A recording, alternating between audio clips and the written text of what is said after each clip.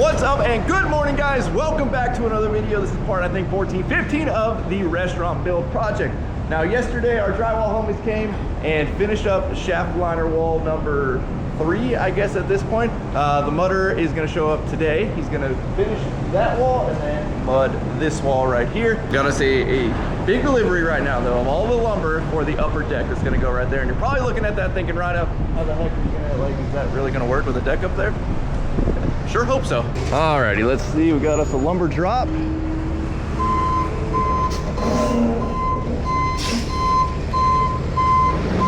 Oh, he's going for it.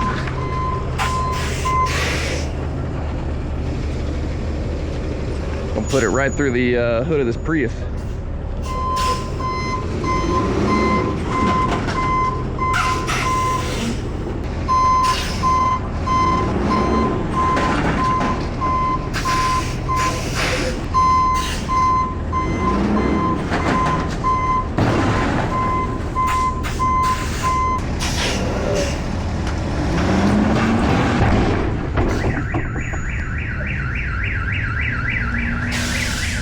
There's a little weight behind that one. Alrighty, so lumber is dropped. Not looking forward to having to haul all of that inside of the restaurant. Speaking of, you guys might notice over here, no more racks of alcohol. Now you're probably rejoicing like we were yesterday when we spent the day moving all of the racks, most of the alcohol, not all of it.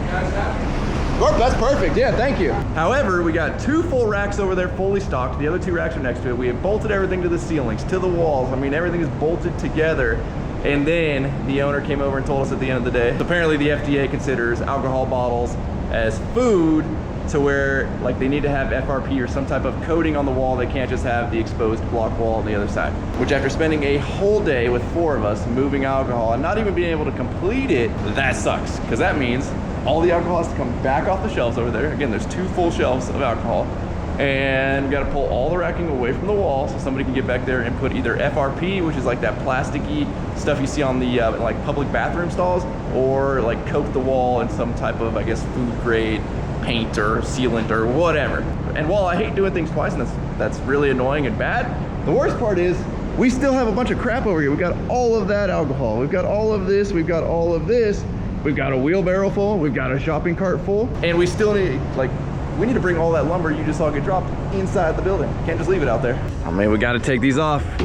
Woo, last one, buddy. Don't be scared, John. The last is super. Oh, double stack. This leaning right here makes me a little nervous, yeah, but back up a little bit. Could just do it from the non-leaning side. Probably could. Alrighty, guys. You go for it, dude. One of my least favorite parts is just having to haul material in and out of the job site. I like the ones where we can like get it dropped right next to where we're working, but you know, beggars can't be choosers. Not that, I don't know if we begged for anything, but whatever. All right, so we gotta move all of this stuff in. This is a basically a whole deck package right here.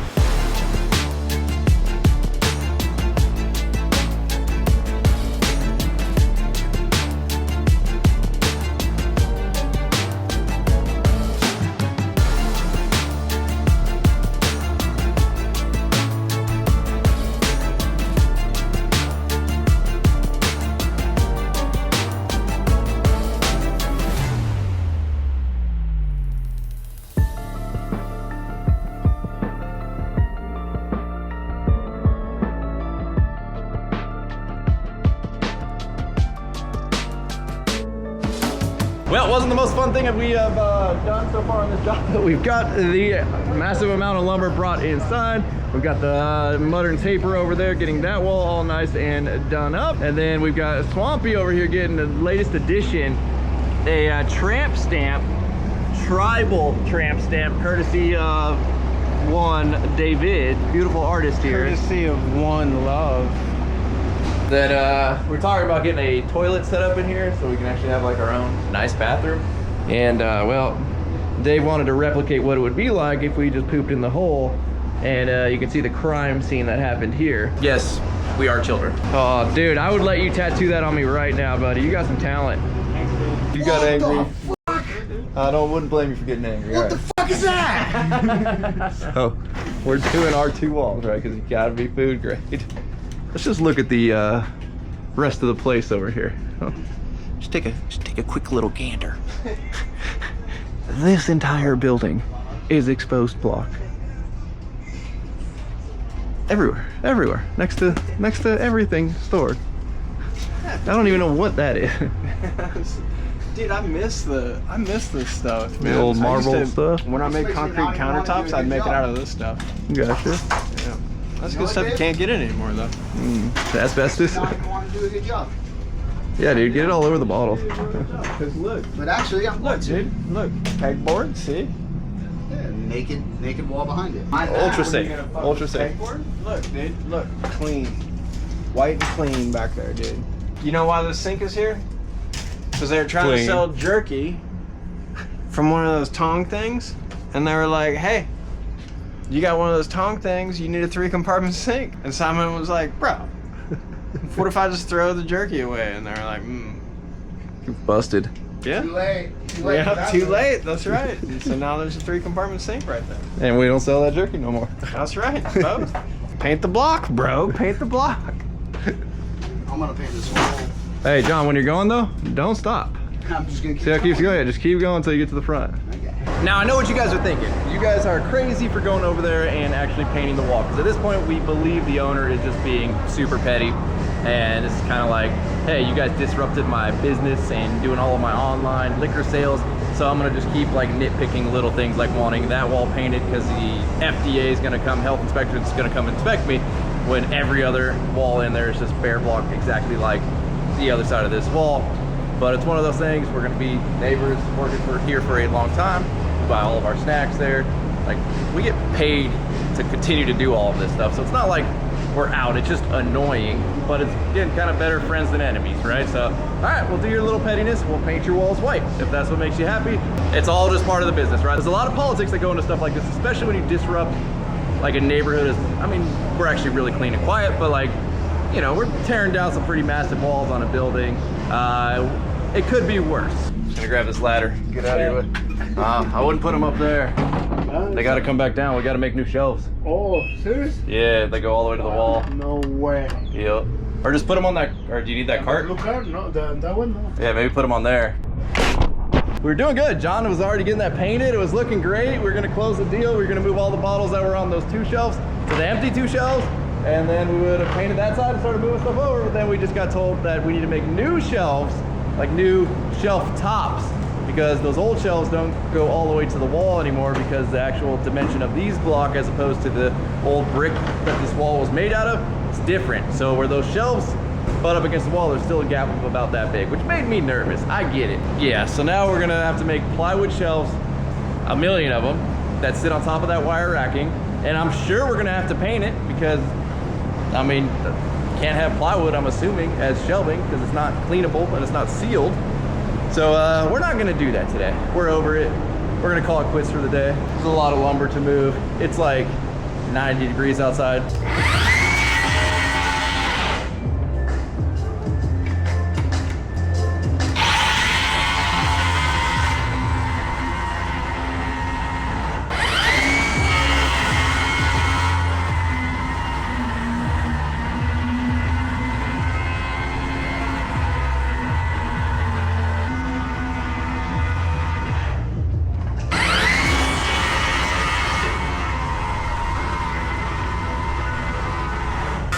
Guys, so we are back. We're gonna switch gears for a second here, bring you guys back into the abyss. So over here, you guys, like we talked about a million times in these last few videos, this wall's falling down, which means this wall needs to come down and get fixed. Now that that wall is all done and finished and repaired, this is like, I mean, this is honestly the worst wall, but we wanted to do that one before we do this one.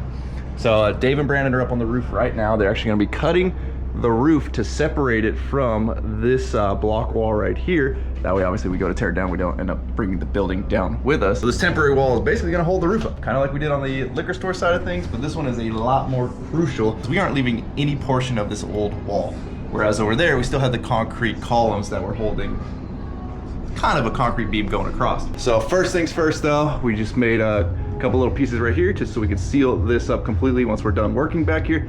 Because once we tear this wall down, this is gonna be the exterior wall of the building temporarily. The new wall is gonna end up going right here. So not where this one actually is, but we're gonna be cutting and digging a new footing right along this side right here, basically along the back side of these pipes. And then there'll be a framed 2x4 wood wall in front of these pipes. Hopefully it's not too dark for you guys in here and you guys can see, but I'm gonna slap this little top cut piece up there. We'll leave this panel off right now for access. Pardon the noise as the roof is getting torn off back over there, but we are going to now start framing the, well, this back wall, which is gonna carry the load of the upper deck. So we got our first 4x6 in. We are attaching our hardware here.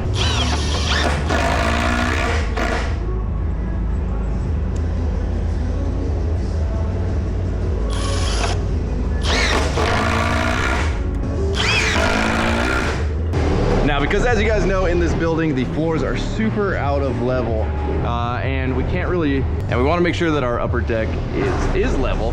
We are basically built this little template right here because we kind of have to build from like the bottom up, if that makes sense. So we've got a little template made here. That way all of the tops of our studs or our 4x or our shear walls and all of that, it's all going to sit at nice and level across this plane right here. So we've taken our floor joist here. We've got our top plate, or well, our double top plate. This is mimicking exactly where the wall is going to sit. So I'm going to take this template now and I'm going to unscrew it from here. All right, and then I'm going to take this down everywhere that we have one of these 4x6s. I'm going to put this in place, screw it in, measure for my 4x6, because again, every single one's going to be different height, and then we can run our top plates on top and then frame up to the rest of that. So we'll use the laser just to give me somewhat of an idea. Go kind of center there. Dave's already pulled all the layout for me, so we know we got a 4x6 right here. Should sit right there. Center of that. Puts us a laser line up top. All right, so we'll put the template in place. So now that we have our template, let's go ahead and get us a measurement. We are 91 and 5/8, whereas that one was 91. So in a span of 4 feet, we're already 5/8 out of level. I definitely should have started my screw on the right-hand side, so I don't have to screw all of this with my left hand, but I'm pretty committed at this point, just going for it. Okay, so now that we've got basically our fundamental 4x, 4x4s, 3x, there's a few more that's gonna go in here, but to speed the process up, I'm now transferring my layout from my bottom plate, which is right there, to my top plate. And this will ensure that once we put this up top, everything falls in line where it's supposed to go. Here we got a 4x6 on this side.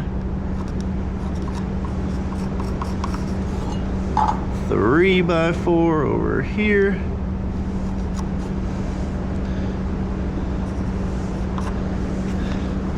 Two by 4 over here.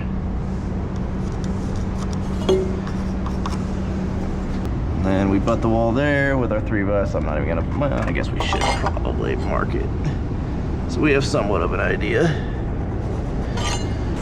Now I should probably be on the scissor lift to do this, but getting it over here on the other side of those brackets with all the stuff in the way is kind of a pain in the butt. So we'll just do it off of this little bit of rolling scaffold here. Whoa, that's a big reach right there. And then we should be splitting this 4x, give or take.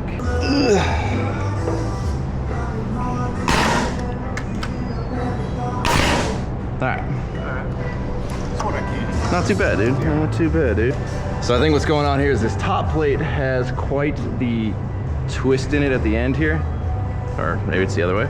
So while we are nice and squared up or perpendicular down there on the bottom plate, you can see both of these on the top plate kind of have the same little kick out, and I think that's happening.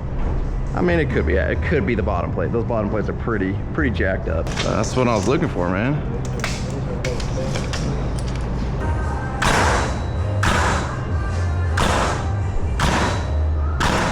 All right, now we just work our way down the line. Looks like we're getting a little better, back to straight there.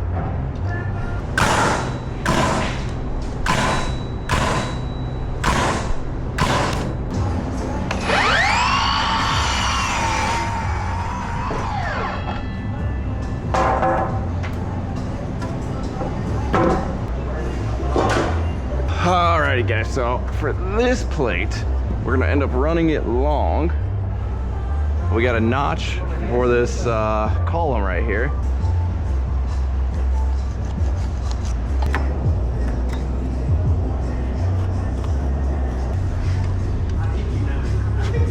Alright.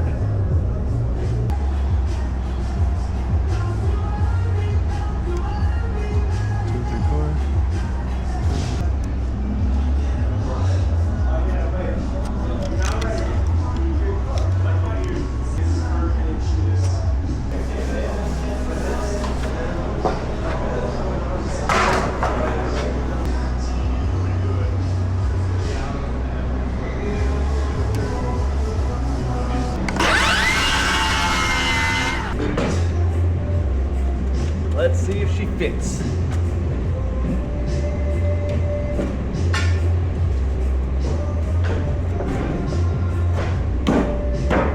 Like a glove. Very happy with that. Hey, not all of us making to run the job, you know what I mean? Yup.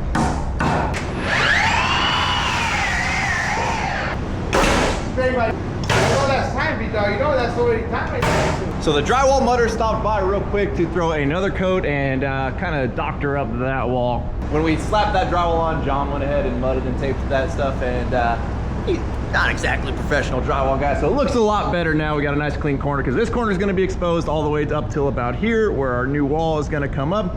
Down here, this is actually going to be where the walk-in fridge / freezer is, so we're not really worried about down here. And then from there up where the upper deck is, that'll all be nice and finished and painted. So he's got a little bit of touch up and some sanding to do right there. But he's gonna come back tomorrow just to finish this entire portion out. In the meantime though, everybody else has gone home. It is just me solo here. So I'm gonna finish out getting all of the framing on this wall done, and then we'll probably call it a day. But check this out.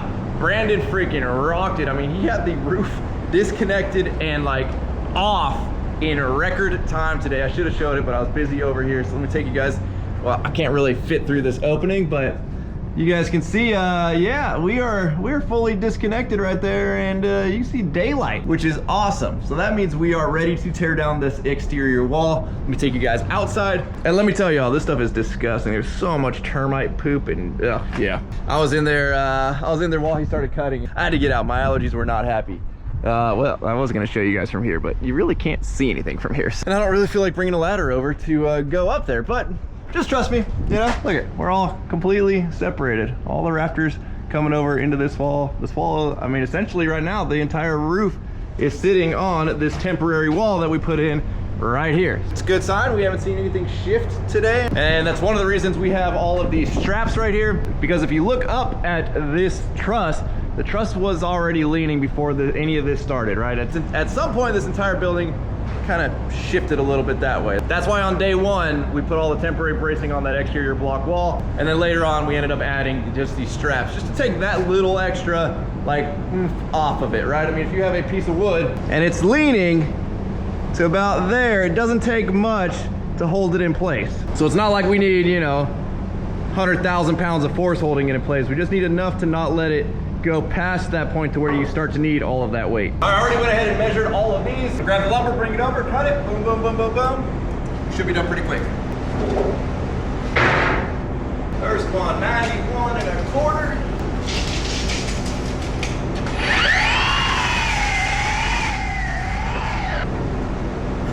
Like I'm just barely stuck. Look at that. Perfect. Makes it easy when you go to nail it.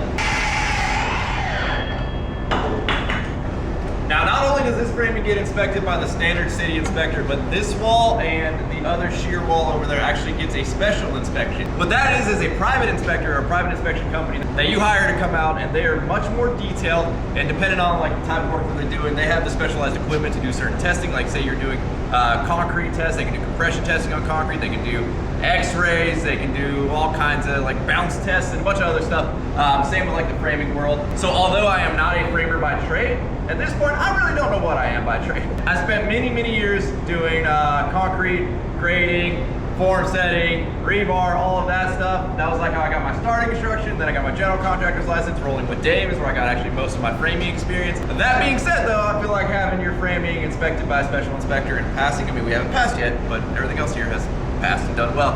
I feel like maybe we can start adding framing to like something I can confidently say that I do.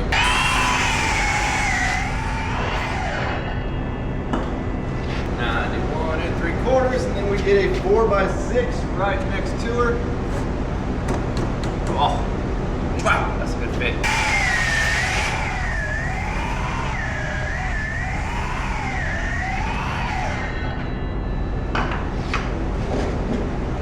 All right, you big old heifer. Let's get you. Oh yeah, that's the fit. That's the fit. Alrighty, so we've got everything cut. Let's go ahead and nail our tops off first. Sometimes I nail the bottoms first, but today we're going tops first. And then when I'm putting my square line down below, I always like to mark, especially on the top plates right there. That way I can visually see that I'm in line. You know, I'll look down and make sure that I'm not twisted weird or anything like that. And then from standing up here while I'm going to shoot my nails, I can actually see where I'm at instead of having to kind of crouch down while trying to shoot.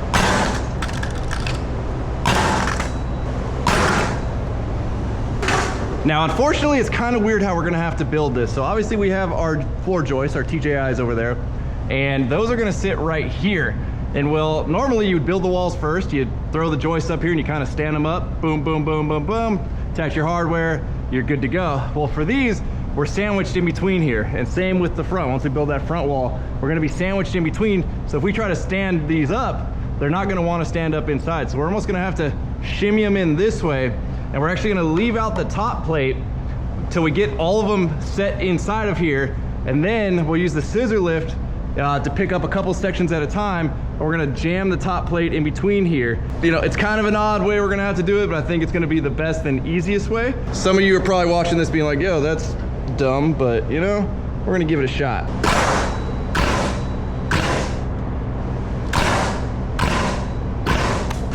Hammer that booger down.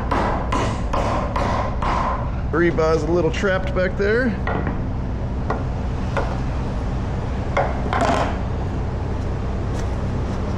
There we go, there we go. And if you're new to construction, you'll notice there's a lot of different sized lumber going on here, plus the hardware is different down below. We got those HDU brackets right there. This is where the engineers come into play when it comes to a project like this. They're the ones that denote what type of lumber, how much of it, what size, where it needs to exactly be to carry the load of this deck, and to also be able to handle an earthquake. I kind of like working off this little scaffolding. It's less cumbersome than the scissor lift, easier to hop in and out of.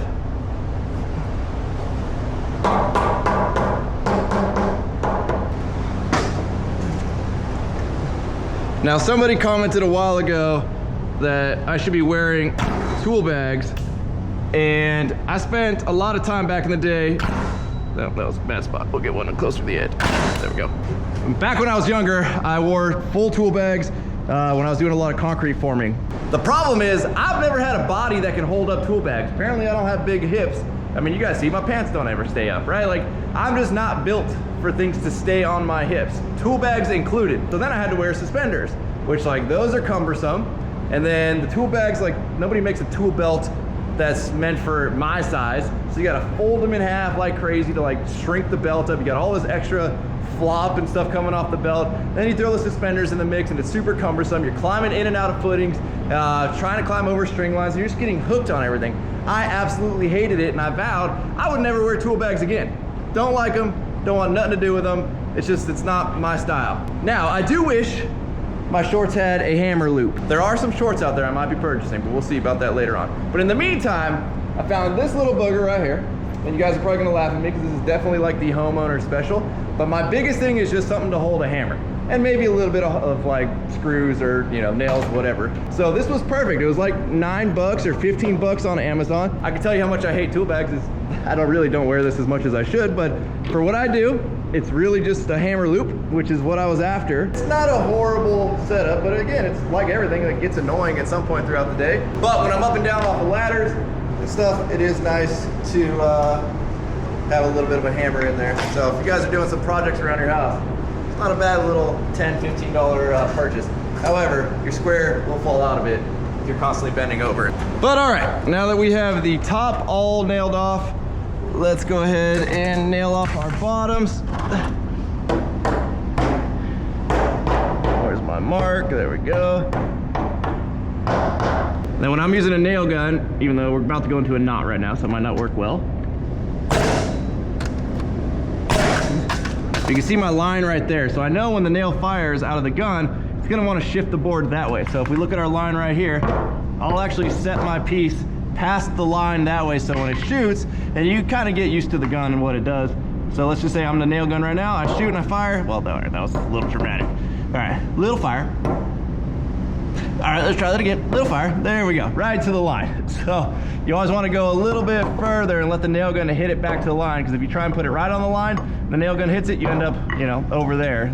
Obviously that was all dramatic, but just makes it a little bit easier. So let's see, we'll do it for realsies. Actually, I'm gonna come this way. I got more room in this bay to get my gun in. Look at that, brought us right to the line. And then same in the back. So I know the back's already on the line now because it's shifted the whole thing over, so I'll actually grab it and I'll twist it away from the line a little bit with my hand and then let it bring itself back. Look at that, perfect. And then because sometimes these don't sink all the way, especially right here because there's gonna be drywall going on this face, just carry a little punch. Make sure you get all of these nails flush, buried into the wood. That way when your drywaller goes to drywall, there's not a little bulge out in the drywall. It's a little detail, again, in the back of a kitchen. Commercial kitchen, probably doesn't matter, but it's just good practice. Shoot, I could put my little punch in my little punch pouch. And of course, you know, gotta have a snack pouch. This really sucks for squares though. I wish that was better.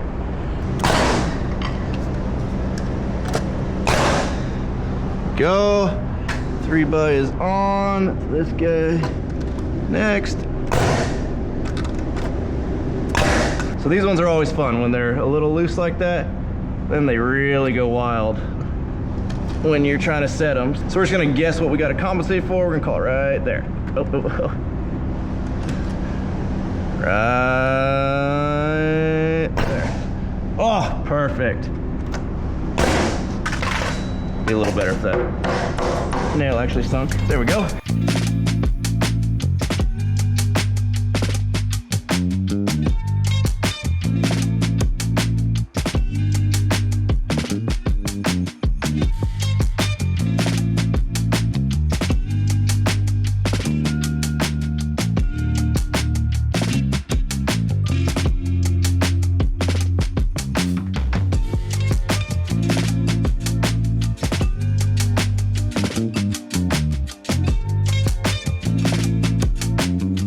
Alrighty guys, well this wall is essentially done. There's a little corner detail that we still have to figure out. We got to kind of extend our bottom plate. We decided again earlier to just run it all the way to that wall. That way we can run our plywood and our drywall, all of that all the way. Basically flush out this wall all the way to the corner. See what happens when we go to demo this front, but that's for another day. And I'm not sure what was in the last couple of boards that I cut, but man, my allergies did not like it. Will say though, you saw in the beginning of this video, I hate moving bulk materials like this. It just, to me, it feels like busy work. It burns an entire day. However, when it comes time to use this, it is so nice that we separate everything. I mean, everything by size is separated. There's a couple of these that are stacked. If we had more room, we would have this entire thing all laid out to where nothing would be double stacked. But I mean, we've got all of our 2x6x8s, 2x4x8s, 4x4s, 3x4s. Back there, the 4x6s, the 6x6s, the 6x8, like everything, it just has its place. So when it comes time to go make a cut, especially in a wall like this, we're using so many different sizes of lumber, so easy just to come over and grab, boom, 2x4s, 3x4s, all of that. Just little things like that make the next step much easier. Speaking of next step, coming in over here. So yesterday, the plumbers got their plumbing inspection for this area nice and signed off. And what's crazy is right before the plumbing inspection, Dave has a bad habit of filling Swampy with water. He'll start it, he'll put the hose in Swampy, and he'll walk away. and he'll be like, oh, I'm just gonna go make this one cut. And then he forgets about it. And then comes back after he floods the entire place. So yesterday, this whole area was flooded right before the plumbing inspection. I'm like, oh great, this is gonna look real good for the plumbing inspector, because one of the things that we like to do on inspection days is we make sure everything is just nice and tidy. They have a nice clear path to get in. Things don't look out of place, right? Like, it's not that we need to butter them up. I mean, our work is good, but the nicer and cleaner and all of that a place is, the happier the inspector is gonna be. So here comes the inspector for a plumbing inspection. The place looked flooded. And then I got here this morning, and again, Dave had flooded right in front of Swampy, but this time the electrician was here with Dave and was able to shut it off. Speaking of electricians, the electrician is in here starting to get his rough in. You can see all of his boxes going in and all of that. And well, the electrician was drilling through all of these floor joists to run his wire, and apparently he was just moving really fast, which I don't know why you would drill this one from this way with that vent line in the way, but apparently he did, and he ended up hitting the PEX coming through this way. And well, the electrician flooded the place today. So a lot of it has dried up, but it was pretty freaking wet in here. I mean, again, you can see it all out here. That was all from the old electrician. Not really sure why he was going the way he was going, but whatever, stuff happens. So the plumber came back out and got everything dialed in. We still have not decided what we're doing over on the liquor store. That's not our priority right now anymore.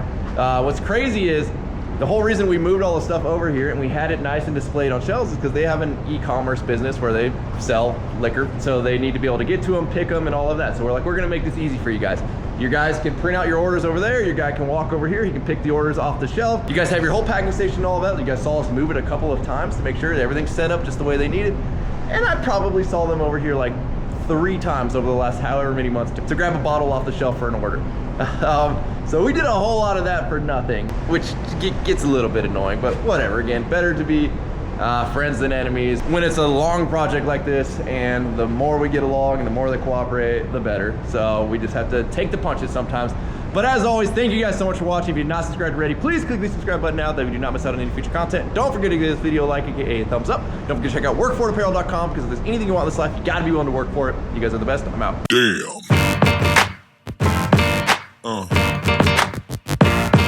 Yeah.